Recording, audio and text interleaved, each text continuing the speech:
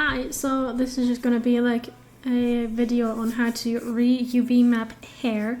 I know that sometimes hair comes just UV mapped to a texture that does not look like this, for example.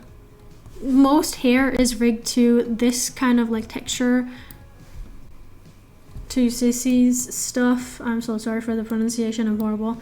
But for example, this hair that I have is very old, so it has a different like UV setup. I'm just gonna quickly move it into a position so I can show you guys.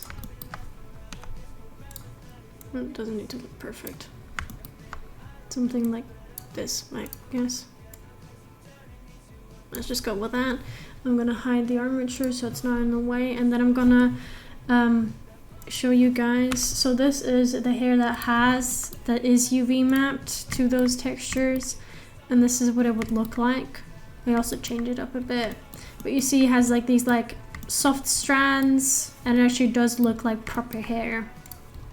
But if you look at this hair, it is just made to not look like this, but rather like chopped off, and I don't want to have it like this, so I'm just gonna quickly put on the textures so I could show you guys what it would look like if we were to use these textures. You know, you can see it already looks kind of weird. You can see here is where the end of the hair is, and once I add the alpha, it's gonna look even weirder. It's gonna go down, and I always use alpha hashed. And this is basically what it would look like if you were to use that texture. And we don't want to have it like that. Definitely not. So you go onto UV editing once you're like on the hair itself.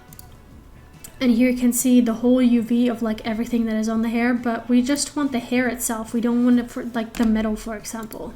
So what you can do then is just go into your material slot, you click on your hair, and then you press select. So it's gonna select all the hair.